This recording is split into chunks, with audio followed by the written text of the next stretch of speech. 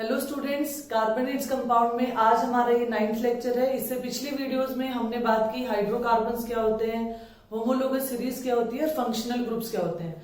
इस वीडियो में जो कि मोस्ट इंपॉर्टेंट वीडियो है ऑर्गेनिक केमिस्ट्री से रिलेटेड आईयूपीएसी नॉमेनक्लेचर यानी नॉमेनक्लेचर ऑफ ऑर्गेनिक कंपाउंड्स की हम बात करेंगे, जो कि बहुत ज्यादा इंपॉर्टेंट है। तो आईयूपीएसी नॉमेनक्लेचर के लिए हमने ये लेक्चर स्टार्ट किया है। तो नॉमेनक्लेचर ऑफ ऑर्गेनिक कंपाउंड की अगर हम बात करें, इस पर्टिकुलर वीडियो में हम बात करेंगे वर्ड रूट, प्रीफिक्स और सफिक्स की, और नेक्स्ट वीडियो में हम बात करेंगे रूल्स क्या है ऑर्गेनिक कंपाउंड्स को नॉमेनक्लेचर करने के लिए। तो नॉमेनक्लेचर जो ऑर्गेनिक कंपाउंड्स का है, दो तरह का नॉमेनक्लेचर है जनरली, ट्राइवियल नॉमेनक्लेचर और आईयूपीएसी नॉमेनक्लेचर। आईयूपीएसी नॉमेनक्लेचर तो हमें वैसे तो आईयूपीएसी नॉमेनक्लेचर करना है, पर फिर भी ट्राइवियल नॉमेनक्लेचर जो है इसे हम कॉमन नेम के नाम से भी जानते हैं। कॉमन नेम जो ट्राइवियल नॉमेनक्लेचर है, it is not based on certain rules. ये जो है it is based on source.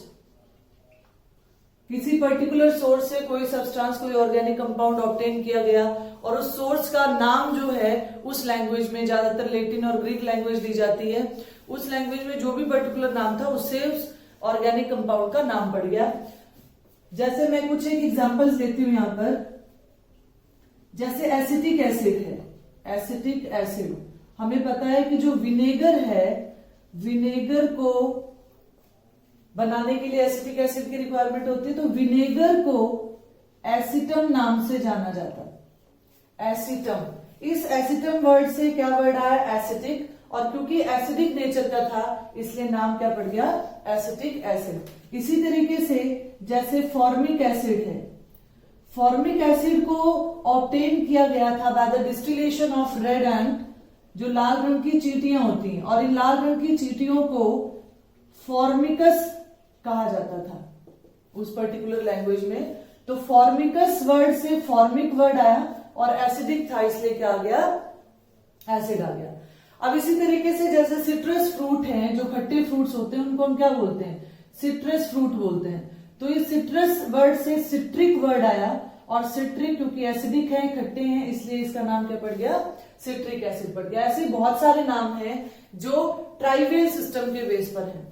IUPAC nomenclature अगर हम जनरल बात करें, तो जैसे किसी इंसान को के घर का और बाहर का नाम, मतलब एक तो रजिस्टर्ड नेम होता है, तो जो घर का नाम है वो वैसे ही रख दिया गया, सोनू, मोनू, बंटी, बबली जो भी है, और फिर एक नाम ऐसा रखा जाता है जिस नाम से वो जो बच्चा है वो वर्ल्ड वाइड जाना जाता है, उसके स्कूल में आसपास जितने भी, मतलब रजिस्टर्ड नेम है। तो वो जो रजिस्टर्ड नेम है वो पर्टिकुलर किसी रूल बुक का मतलब है कि किसी पंचांग वगैरह से कोई लेटर निकाला जाता है और उसके बाद उसका किस अक्षर से नाम रखना, इस तरह से। इसी तरीके से ऑर्गेनिक कंपाउंड में भी एक तो ट्राइवियल सिस्टम आ गया जिसपे कोई हार्ड एंड फास्ट रूल नहीं लगते, लेकिन एक सिस्टम है हमारे पास आईयूपीएसी नॉमेनक्लेचर। आईयूपीएसी नॉमेनक्लेचर में क्या है, ये वर्ल्ड वाइड है। किसी भी ऑर्गेनिक कंपाउंड का जो आईयूपीएसी नेम होगा, वो चाहे इंडिया में हो चाहे यूएस में हो, उस कंपाउंड का आईयूपीएसी, और इसको और क्या बोलते हैं हम, सिस्टमैटिक नेम। सिस्टमैटिक नेम, तो जो सिस्टमैटिक नेम है या आईयूपीएसी नेम है, वो उस कंपाउंड का क्या होगा, वो सेम होगा।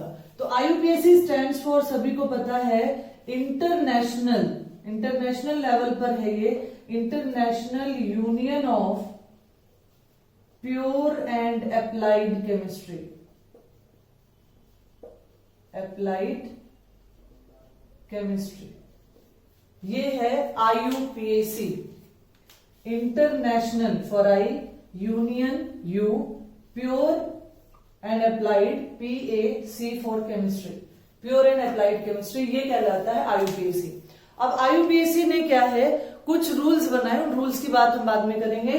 अभी समझते हैं कि आईयूपीएसी नॉमेनक्लेचर में किसी ऑर्गेनिक कंपाउंड के कितने पार्ट हो सकते हैं।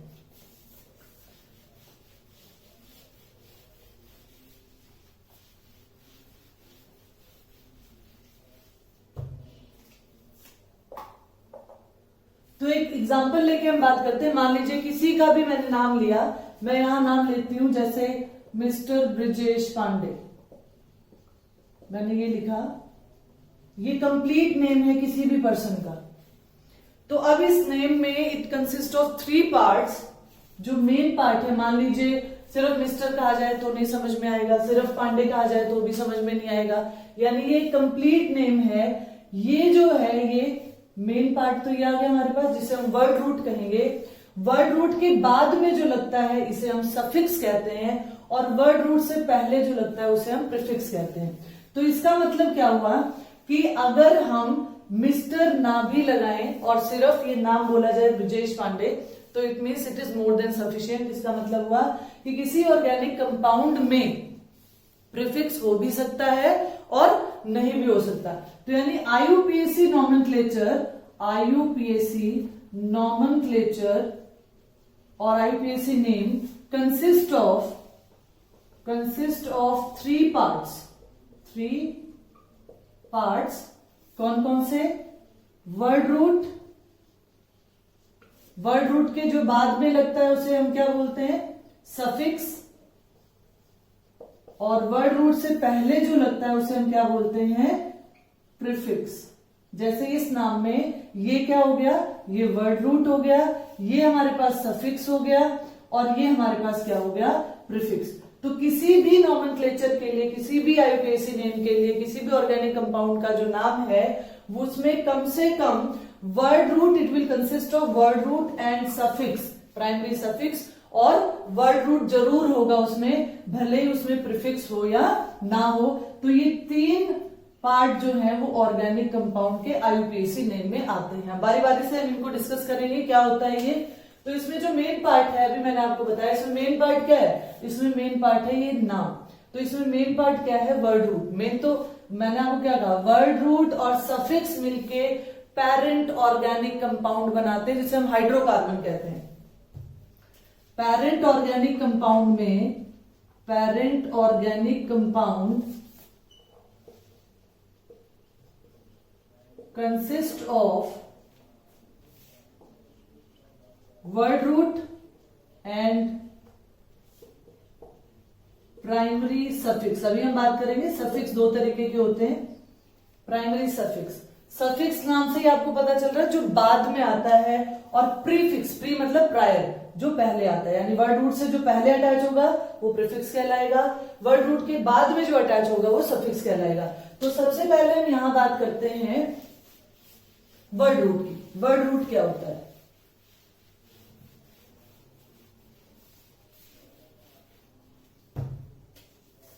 आईयूपीएसी नेम में जो सबसे मेन पार्ट है वो वर्ड रूट है। हम वर्ड रूट को यहां डिस्कस करने जा रहे हैं। वर्ड रूट हमें क्या बताता है? वर्ड रूट हमें बताता है number of carbon atoms in the main chain. अभी हम बात करेंगे, एक मेन चेन होती है और एक साइड चेन होती है। तो number of carbon atoms in main chain और पेरेंट चेन, उसे हम वर्ड रूट कहते हैं। मैं यहाँ एक टेबुलर फॉर्म में आपको बता रही हूं, और ये आपको याद करना है। अगर हमारे पास नंबर ऑफ कार्बन एटम, तो उसका वर्ड रूट क्या होगा? इसका वर्ड रूट क्या होगा? मान लीजिए मेरे पास 1 कार्बन है, तो 1 कार्बन को हम क्या बोलेंगे? मिथ। 2 कार्बन को हम क्या बोलेंगे? इथ। 3 कार्बन को हम क्या बोलेंगे? प्रॉप। 4 को ब्यूट, 5 को पेंट, 6 को हेक्स, 7 कार्बन को हेप्ट, 8 को ऑक्ट, 9 को नॉन, 10 को डेक, 11 को अनडेक, 12 को डोडेक। इसी तरह ट्राइडेक, टेट्राडेक, जो ये वर्ड्स हमने यूज किए हैं, पेंटाडेक, हेक्साडेक, हेप्टाडेक। और अगर इनसे भी एक्स्ट्रा की हम बात करें, वैसे तो 12 तक के वर्ड रूट जो है वो मोर देन सफिशिएंट होते हैं 10+2 की क्लास में। लेकिन अगर हम और बात करें तो अगर 20 कार्बन एटम है तो उसे हम बोलते हैं इकोज। अगर 30 कार्बन एटम है तो उसे हम बोलते हैं ट्राइकॉन्ट। अगर 40 कार्बन एटम है तो उसके लिए वर्ड रूट इस्तेमाल होता है टेट्राकॉन। अगर हमारे पास 50 कार्बन एटम है तो हमारे पास यूज होता है पेंटाकॉन।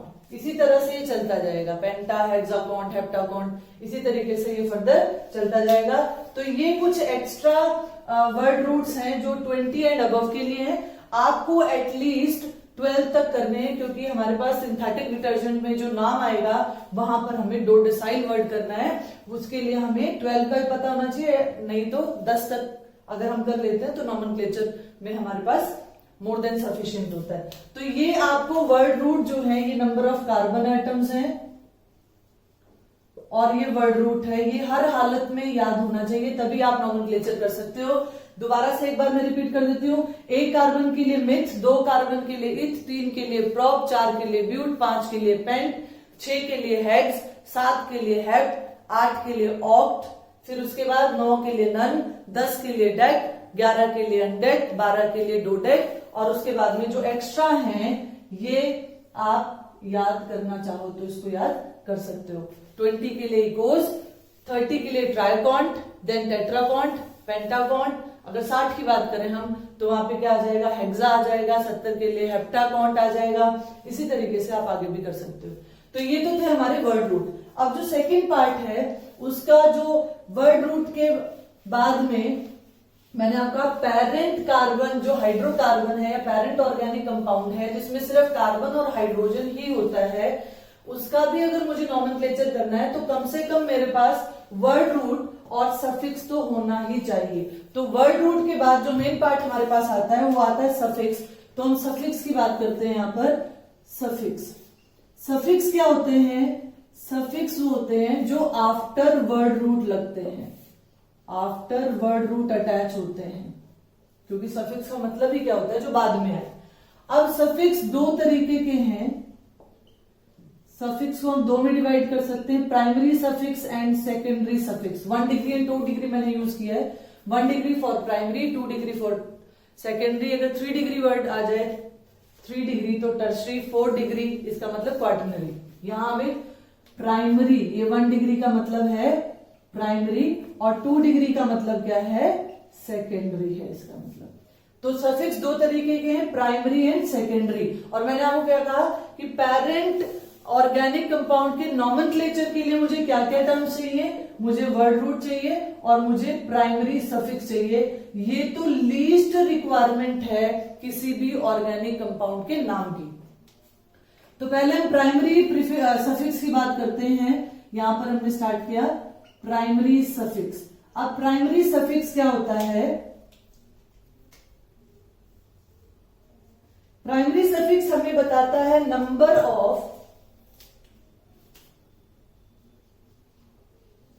ऑफ कार्बन एटम, तो हम कर चुके। नेचर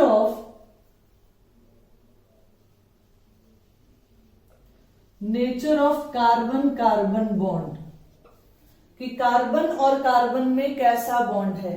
अब मैं यहां पर एक टेबल की फॉर्म में फिर बता रही हूं। यहां पर क्या है हमारे पास, अब यहां मैंने लिख दिया nature of bond, nature of bond, और यहां मैंने लिख दिया प्राइमरी सफिक्स।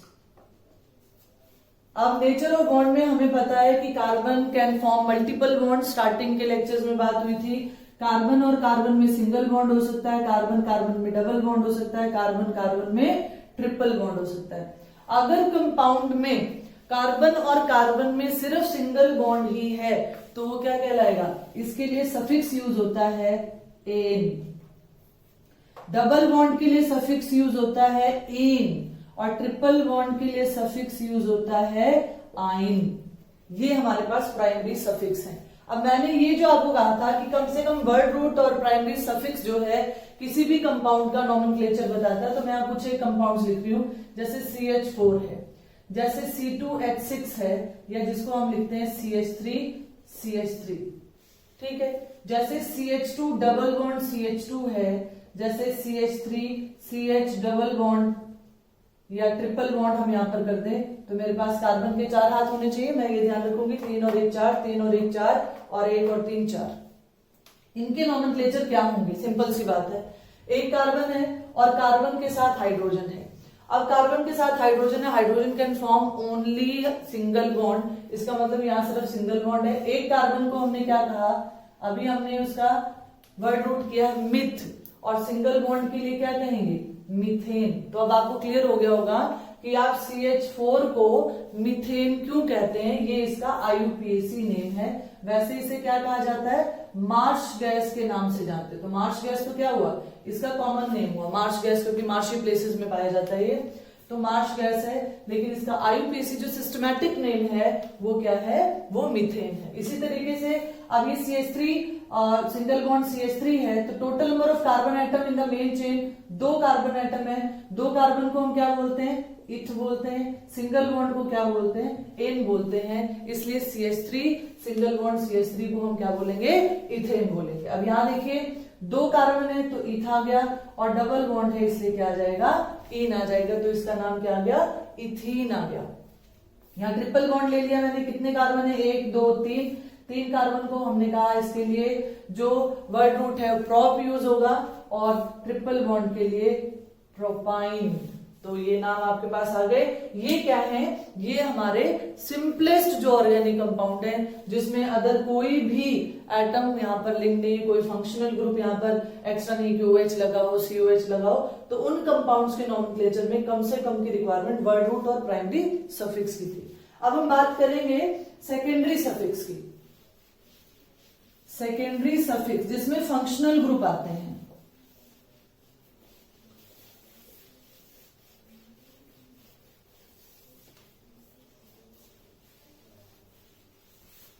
तो इसको भी टेबुलर फॉर्म में करेंगे विद एग्जांपल। एक एक एग्जांपल लेके मैं आपको एक्सप्लेन करती रहूंगी। हम बात करने जा रहे हैं यहाँ पर सेकेंडरी सफिक्स की।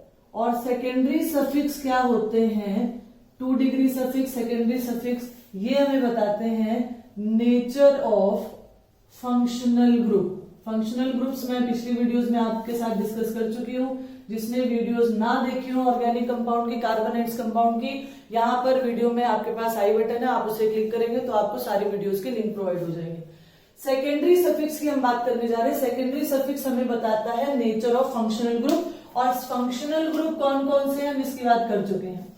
तो फंक्शनल ग्रुप की बात करें, यहां मैं टेबुलर फॉर्म में समझाने जा रही हूं आपको। कई कॉलम्स बना लेंगे हम यहां पर। एक तो मैंने कॉलम बनाया फंक्शनल ग्रुप, यहां पे मैं कॉलम बना लेती हूं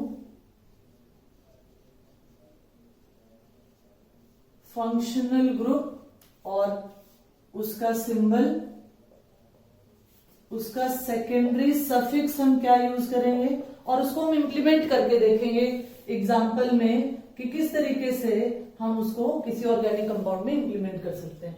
तो यहां पर पहला फंक्शनल ग्रुप मैं लेके चल रही हूं एल्कोहल। सभी ने सुना हुआ है। एल्कोहल का जो सिंबल है वो हमारे पास क्या है, OH। कोई दिक्कत नहीं है। एल्कोहल का सिंबल है OH, और इसके लिए सफिक्स जो यूज होता है वो है ओल। इसकी बात पहले हो चुकी है फंक्शनल ग्रुप में। नहीं आपको याद है तो आप यहां से कोरिलेट कर सकते हो। एल्कोहल, OL आया लास्ट में, OH सिंबल है, और इसको हम क्या लिखेंगे सेकेंडरी सफिक्स में ओल। जैसे मैं एग्जांपल ले रही हूं CH3 CH2 OH, ये मेरे पास दिया हुआ है। अब क्या करना है, सबसे पहले तो मेरे पास क्या आएगा, वर्ड रूट। वर्ड रूट कितना है भाई, क्या आया, 2 कार्बन है। 2 कार्बन को क्या बोलूंगी मैं, इथ। सिंगल बॉन्ड एन, और फिर आएगा हमारे पास सफिक्स क्या आया, ओल। अब यहां मैंने क्या किया, एन था और ओल था, तो जब एन का ई और यहां पर भी अगला वॉवल आ गया तो मुझे क्या करना है, ई को डिलीट कर देना है। मेरे पास नोमेनक्लेचर में एन का ई नहीं आएगा, ये ध्यान रखना है। अब इसी तरीके से अगर मैं अगले फंक्शनल ग्रुप की बात करूं तो मेरा जो नेक्स्ट फंक्शनल ग्रुप है वो क्या है, एल्डिहाइड ले लेती हूं मैं, एल्डिहाइड। अब एल्डिहाइड क्या है, CHO लिखा जाता है, या इसको हम लिख देते हैं C डबल बॉन्ड OH। मतलब अगर इसको हम एक्सपेंड करें तो ये आ जाएगा हमारे पास। ये ध्यान रखना आपको कि पेपर में इस तरीके से भी आ सकता है और ये भी आ सकता है। अब यहां पर इसका जो एंडिंग है, जो इसका सेकेंडरी सफिक्स है वो क्या है, अल, एल्डिहाइड। तो यहाँ पे क्या आ गया, अल आ गया। अब यहां क्या है, मैं फिर एक एग्जांपल ले रही हूं। जैसे मान लीजिए मुझे गिवन है HCOH, C double bond O, और ये जो C डबल बॉन्ड O है इसको हम कार्बोनिल ग्रुप बोलते हैं, कार्बोनिल।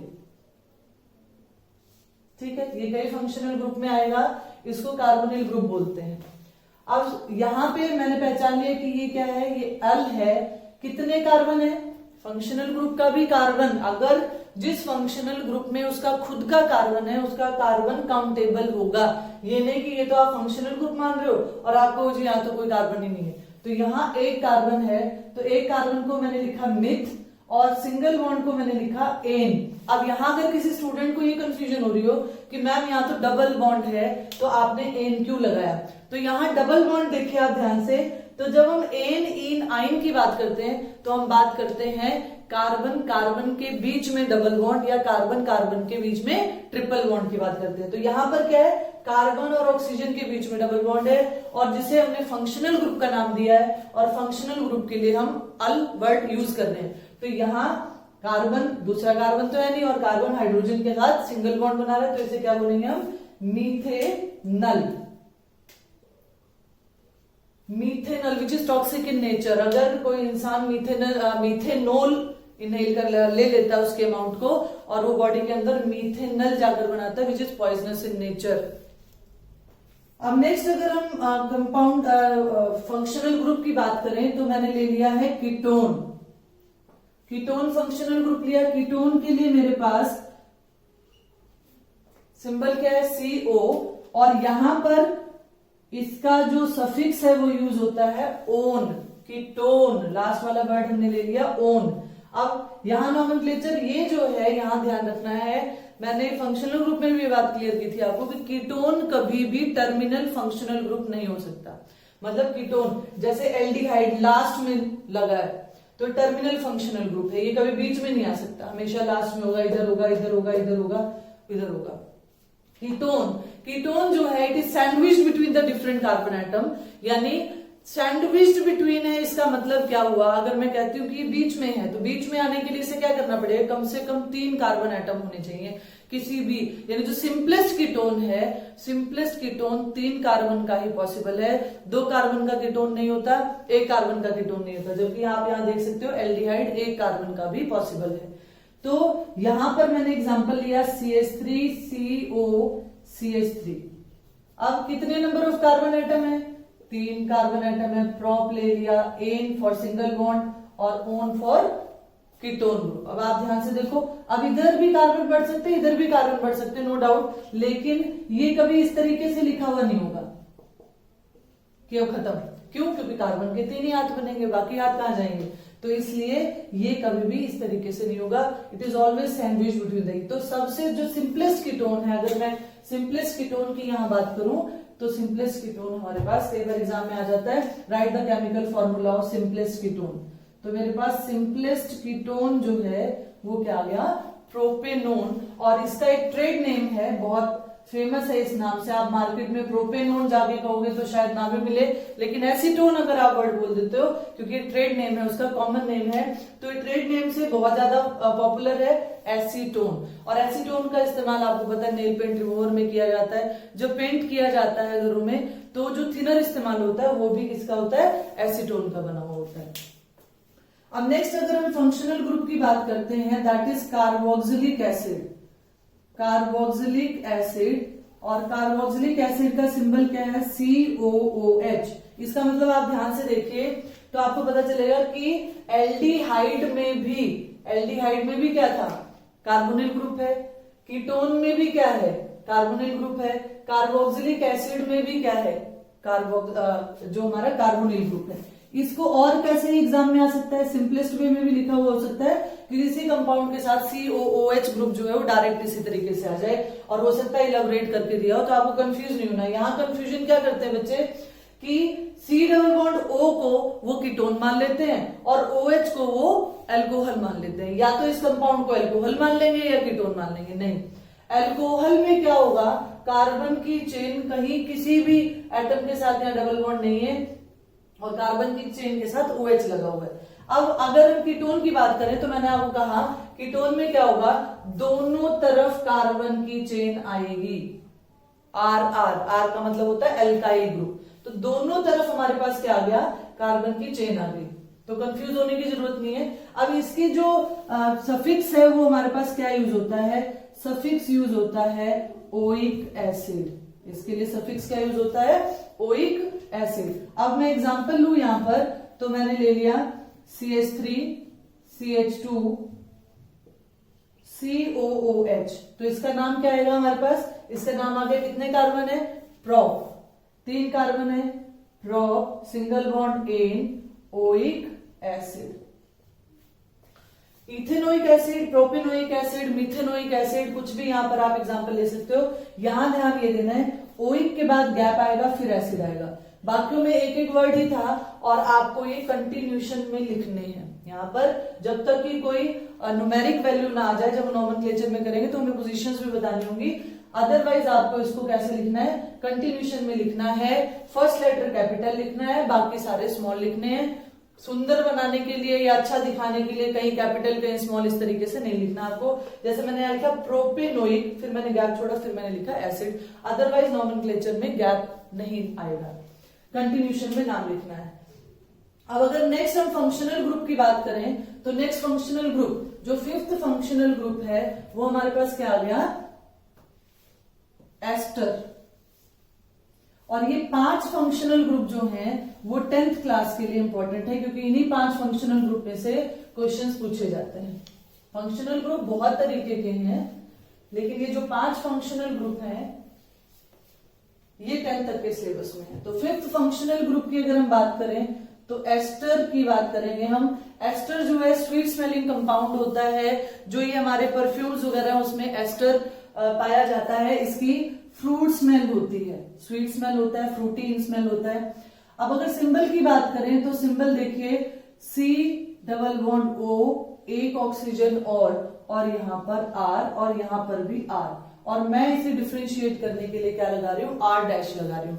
अब यहां पर क्या है, इसका नॉमेनक्लेचर बाकियों के नॉमेनक्लेचर से थोड़ा सा डिफरेंट है, तो इसको अच्छे तरीके से समझेंगे हम। यहां पर क्या है, मैं इसको यहां एक्सप्लेन कर देती हूं।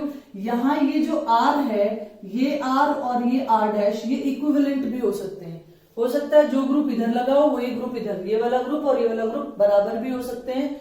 ये जो R है इट कैन बी हाइड्रोजन, ये वाला जो R है ये हाइड्रोजन हो सकता है, लेकिन R' हाइड्रोजन नहीं हो सकता, क्योंकि आपको पता है अगर R' हाइड्रोजन हुआ तो इसका क्या मतलब होगा, ये तो कार्बोक्सिलिक एसिड बन जाएगा COOH, ये एस्टर रहेगा ही नहीं। यानी एस्टर में क्या होगा, जो सिंगली बॉन्डेड ऑक्सीजन है उसके साथ कार्बन की चेन होगी ही होगी। तो यहां पर R और R' R का मतलब मैं आपको पहले ही बता चुकी हूं, अल्काइल ग्रुप को हम R बोलते हैं। अल्काइल ग्रुप क्या होता है, जब एल्केन में से एक हाइड्रोजन को माइनस कर देते हैं तो वो अल्काइल बन जाता है। जैसे CH4 में से एक हाइड्रोजन माइनस किया तो CH3 बन गया। अब ये तो मीथेन है, CH4 इज मीथेन, लेकिन CH3 इज मिथाइल।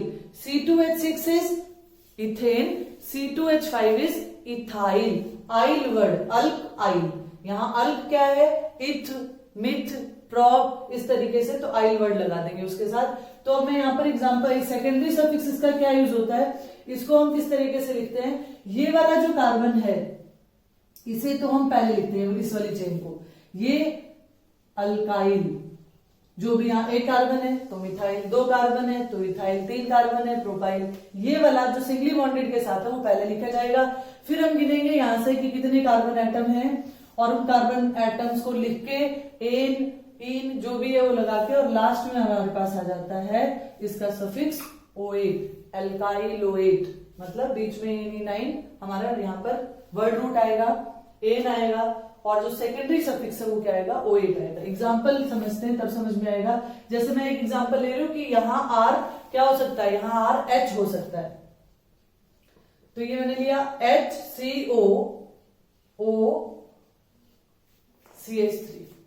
तो पहले तो ये देखेंगे कि क्या ये, अब आप किसी को ये लग रहा हो कि यहां पर ये तो एल्डिहाइड है, नहीं है एल्डिहाइड। क्यों, क्योंकि एल्डिहाइड के लिए क्या होता है, इधर कार्बन की चेन होती, यहाँ CO ग्रुप के साथ O आ गया, इसका मतलब क्या है, ये एस्टर है।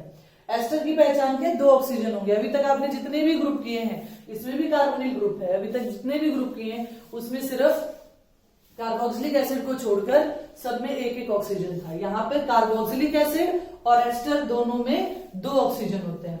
अब यहाँ पर क्या हुआ, ये दोनों ग्रुप डिफरेंट हो गए, जो कि मैंने क्या कहा, आर और आर बराबर भी हो सकते हैं और आर जो आर डैश है ये डिफरेंट भी हो सकते हैं। तो अब नाम के लिए मैंने क्या कहा था, जो आपके पास ये वाला जो ग्रुप है इसे आप पहले लिखेंगे। एक कार्बन को क्या बोलते हैं हम? मिथ बोलते हैं। तो मैंने यहां लिख दिया मिथाइल, क्योंकि एल्काइल ग्रुप है ये। अब मैंने नंबरिंग यहां से शुरू की। नंबरिंग यहां से क्यों शुरू की? हमें कंटिन्यूएशन देखनी होती है चेन की। जब हम नॉमेनक्लेचर के रूल्स करेंगे तो पहला ही रूल क्या आता है? Longest chain rule. और वो लॉन्गेस्ट चेन कंटिन्यूअस होनी चाहिए। अब हमें तो यहाँ 2 कार्बन दिखाई दे रहे हैं, लेकिन वो 2 कार्बन कंटिन्यूएशन में नहीं है। क्यों? अगर मैं यहां से गिनना शुरू करती हूँ तो दूसरे नंबर पे ऑक्सीजन आ जाता है। और कार्बन कंपाउंड्स में ये जो इथ मिथ वर्ड लगे हैं ये सिर्फ कार्बन के लिए ही लगते हैं, तो ये डिस्कनेक्ट कर देगा इस चेन को। तो इसलिए क्या करेंगे, यहां से ये वाला तो मैंने लिख दिया एल्काइल की तरह, यहां से मैं इधर की तरफ जितने भी कार्बन एटम होंगे उनको काउंट करूंगी। तो यहाँ पे तो एक ही है, तो मेरे पास आ गया मिथाइल मिथ। सिंगल बॉन्ड है तो एन, और हमें एंडिंग किससे करनी है? ओएट से एंडिंग करनी है। मिथाइल मीथेनोएट, ये क्या है? ये सिंपलेस्ट, ये जो है मेरे पास ये सिंपलेस्ट एस्टर है, सबसे छोटा एस्टर, सिंपलेस्ट एस्टर है। इसी तरीके से अगर मैं एक एग्जांपल और लूं, तो एक एग्जांपल मैंने और लिया, यहां पर मैं और एग्जांपल लेती हूं, CH3COO-C2H5। मान लीजिए मैंने ये एग्जांपल ले लिया। अब क्या करना है हमें? ऑक्सीजन के साथ वाले कार्बन को तो कैसे लिखना है? यहां पे हमने लिख दिया इथाइल, इस वाले को तो सबसे पहले लिखना है हमें। अब मैं नंबरिंग कहां से शुरू करूंगी? यहां से 1 2, तो मेरे पास क्या आ जाएगा? इथेनोएट, इथाइल इथेनोएट, ये आ गया मेरे पास। तो ये जो है ये नॉमेनक्लेचर जो है थोड़ा सा डिफरेंट है बाकी ऑर्गेनिक कंपाउंड के नॉमेनक्लेचर से, ये आपको समझ आ गया होगा। नेक्स्ट फंक्शनल ग्रुप की हम बात करें, ये जो 5 फंक्शनल ग्रुप मैंने आपको करवाए हैं कौन कौन से? Alcohol, aldehyde, ketone, carboxylic acid, ester, ये आपने अच्छे तरीके से जरूर प्रिपेयर करनी है, क्योंकि 10th के सिलेबस में ये पूछे जाते हैं। और भी बहुत सारे फंक्शनल ग्रुप हैं। तो और नेक्स्ट फंक्शनल ग्रुप की हम बात करें तो हमारे पास आ गया जैसे एमीन है। एमीन में क्या है? इसका सिंबल NH2 है। एमीन भी प्राइमरी सेकेंडरी टर्शरी एमीन होता है। अब यहां पर हमारे पास इसका जो सफिक्स है वो मेरे पास क्या आया? ये आ गया। अब मेरे पास है CH3CH2NH2, तो इसका नाम क्या होगा? 2 कार्बन है, इथेनमीन। सफिक्स क्या लगा? अमीन लगा। Eth for 2 carbon atom, an for carbon carbon single bond, और एमीन इसका सफिक्स था, तो हमारे पास आ गया। इसी तरीके से ये हमारे पास एमाइड। अब अमाइड की बात करें तो अमाइड ग्रुप क्या होता है? जहां पर कार्बोनिल ग्रुप आ जाए NH2 के साथ उसे एमाइड कहते हैं। तो यहां पर हमारे पास इसका भी सफिक्स क्या आ गया? एमाइड आ गया। अब अमाइड आया तो मैंने ये कर दिया यहां पर CH3CONH2। अब क्योंकि फंक्शनल ग्रुप का खुद का कार्बन है इसलिए ये भी काउंट होगा 1 2, तो यहां पर क्या आ जाएगा? इथेनमाइड, इथेनामाइड, ये आ गया हमारे पास। इसी तरीके से और हम बात करें तो हम बात कर सकते हैं नाइट्राइल ग्रुप की। नाइट्राइल ग्रुप की यानी जिसे हम साइनाइड बोलते हैं, CN। तो ये हमारे पास क्या है? ये अगर सफिक्स है यानी सिर्फ CN ग्रुप ही प्रेजेंट है फंक्शनल ग्रुप में तो सफिक्स के तौर पे इस्तेमाल होता है। अदरवाइज ये कैसा इस्तेमाल होगा? ये इस्तेमाल होगा प्रीफिक्स की तरह। अभी प्रीफिक्स क्या है उसकी बात करनी है हमें। तो इसके लिए जो यूज होता है हमारे पास सेकेंडरी सफिक्स वो क्या आ गया? Nitrile, small n, nitrile. जैसे CH3CH2CN, तो इसका नाम क्या होगा? Propane nitrile. अब मैंने प्रोपेन का ई नहीं हटाया यहां से, क्यों? क्योंकि फंक्शनल ग्रुप का जो सफिक्स है उसमें यहां पर कहीं पर भी वॉवल नहीं है। तो ये आ गया हमारे पास। ये कुछ एक्स्ट्रा फंक्शनल ग्रुप थे, और भी फंक्शनल ग्रुप हैं, लेकिन इन्हीं ग्रुप्स की अगर प्रैक्टिस अच्छे से कर ली जाए तो सेकेंडरी सफिक्स में यहां तक। अब इसके बाद हम बात करेंगे प्रीफिक्स की, ताकि नॉमेनक्लेचर में जो वर्ड रूट, प्रीफिक्स और सफिक्स यूज किए जाते हैं वो हमें पता चल जाए, फिर हम इसके रूल्स करेंगे और तब जाके आएगा हमें IUPAC नॉमेनक्लेचर। तो अब हम बात करने जा रहे हैं प्रीफिक्स की।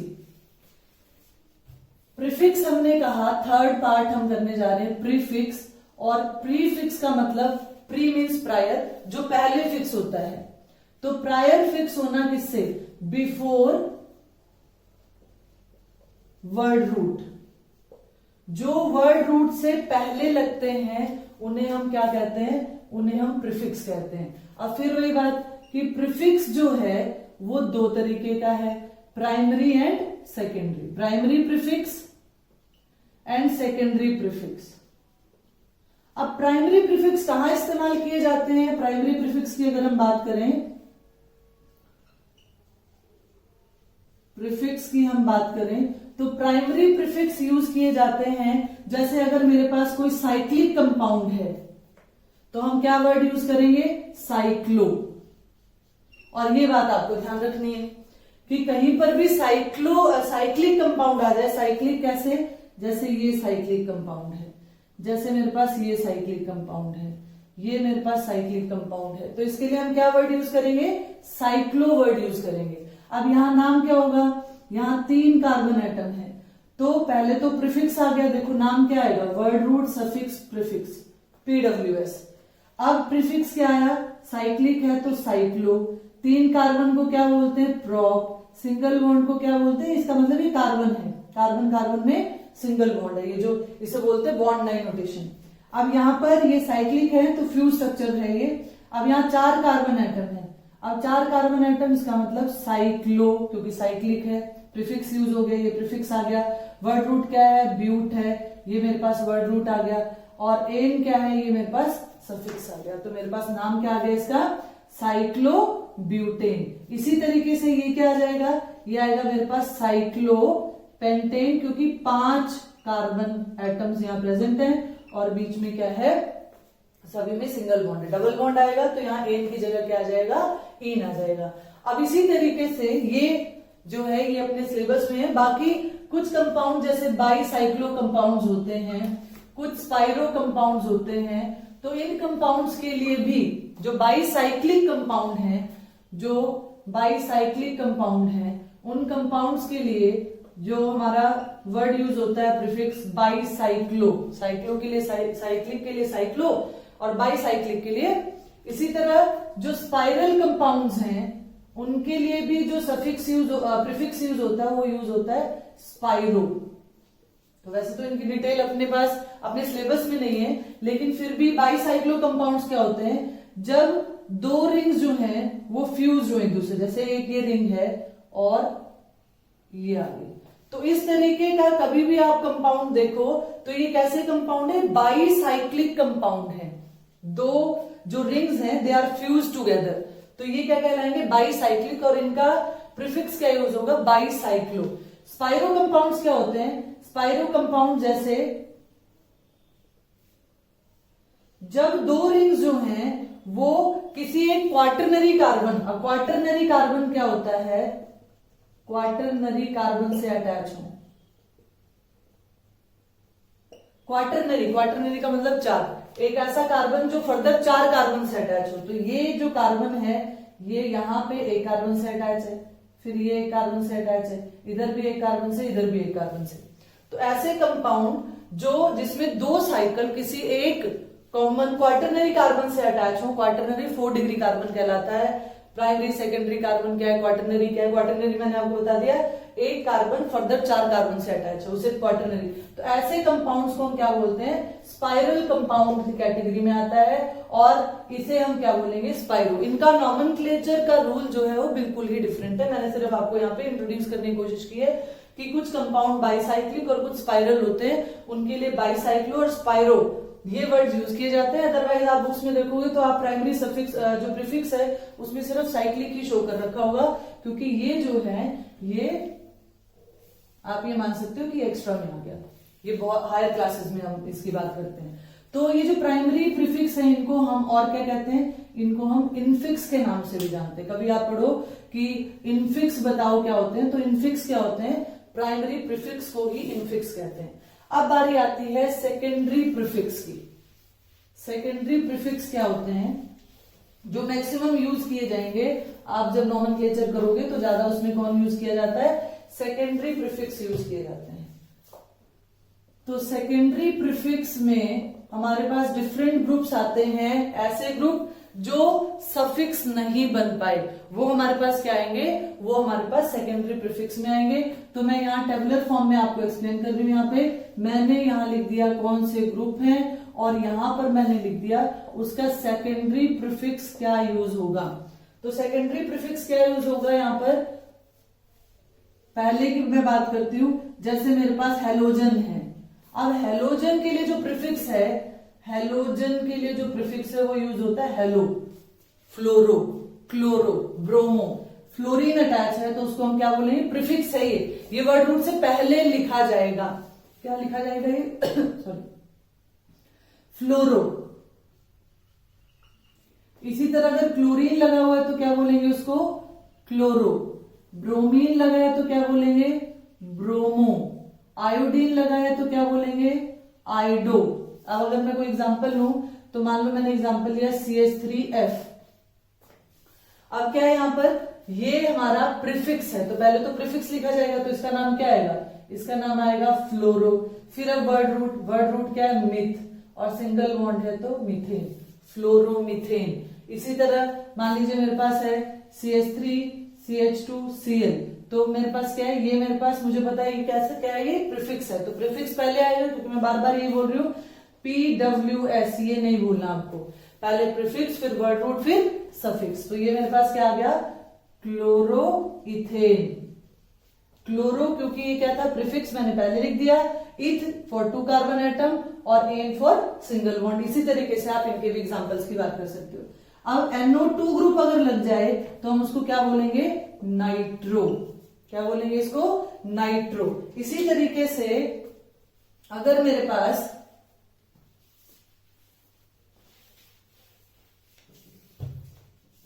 CH3 ग्रुप है और वो मेन चेन का, पेरेंट चेन का हिस्सा नहीं है, जो चीज पेरेंट चेन में शामिल हो जाती है वो तो वर्ड रूट बन जाती है, ये पेरेंट चेन में शामिल नहीं हुई तो ये क्या है, ये प्रीफिक्स बन गया। अगर ऐसा कुछ है तो मेरे पास क्या आएगा, मिथाइल। C2H5 लगा हुआ है, नंबरिंग में नहीं आया, मेन चेन में नहीं आया, इथाइल।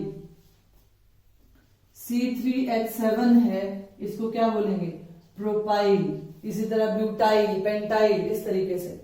अब OCH3 है, OCH3 ये ईथर ग्रुप में आता है। OCH3 जो है ईथर ग्रुप में आता है, क्योंकि ईथर जो है फंक्शनल ग्रुप है लेकिन लीस्ट प्रेफरेंशियल फंक्शनल ग्रुप है, इसलिए इसको प्रीफिक्स के तौर पे OCH3 को इस्तेमाल किया जाता है। OCH3 कहीं आ जाए तो आपको क्या लिखना है, मिथॉक्सी। इसी तरीके से OC2H5 आ जाए आपके पास तो आपको क्या लिखना है, इथॉक्सी। OC3H7 आ जाए, प्रोपॉक्सी। कोई प्रॉब्लम नहीं है, इसका इस्तेमाल करेंगे। इसी तरीके से हमने बात की थी साइनाइड की, नाइट्राइल ग्रुप की। अब नाइट्राइल अगर ये CN ग्रुप जो है ये अगर कंपाउंड में अकेला है कार्बन चेन के साथ तो हम इसे प्राइमरी फंक्शनल ग्रुप ट्रीट करते हुए नाइट्राइल वर्ड यूज करेंगे। लेकिन इसके साथ साथ OH लगा हुआ है या कोई कीटोनिक ग्रुप लगा है, कार्बोक्सिलिक एसिड ग्रुप लगा है, तो वो प्राइमरी कहलाएंगे और ये सेकेंडरी फंक्शनल ग्रुप बनेगा। और जो सेकेंडरी फंक्शनल ग्रुप होते हैं वो प्रीफिक्स के तौर पे इस्तेमाल किए जाते हैं। तो इसके लिए हम क्या प्रीफिक्स यूज करेंगे, साइनो। तो यहां पर जो है कुछ प्रीफिक्सेस की मैंने बात की। अब अगर ये हमने प्राइमरी प्रीफिक्स भी कर लिए, सेकेंडरी प्रीफिक्स भी कर लिए, जो भी नॉमेनक्लेचर के दौरान एक्स्ट्रा कोई प्रीफिक्स आएगा मैं उसको साथ के साथ ही डिस्कस कर दूंगी। अब अगर हम कंप्लीट नॉमेनक्लेचर की बात करें, कंप्लीट IUPAC नेम की बात करें, तो हमने कहा इट कंसिस्ट ऑफ 3 पार्ट्स। कैसे अरेंज करना है, कैसे नाम लिखना है, वो मैं आपको बताती हूं।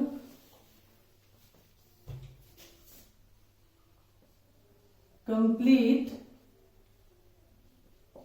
IUPAC नेम, किसी भी कंपाउंड का कैसे लिखा जाएगा। कैसे लिखा जाएगा? Word root. ठीक है जी। वर्ड रूट के साथ में आएगा प्राइमरी सफिक्स। क्या आएगा? Primary suffix. वर्ड रूट क्या आ गया? इथ, मिथ, जो भी मिथ, इथ, प्रॉप, ब्यूट जो भी आपके पास वो यहां पर आ गया। अब ये वर्ड रूट आ गया, इसके साथ में क्या आएगा?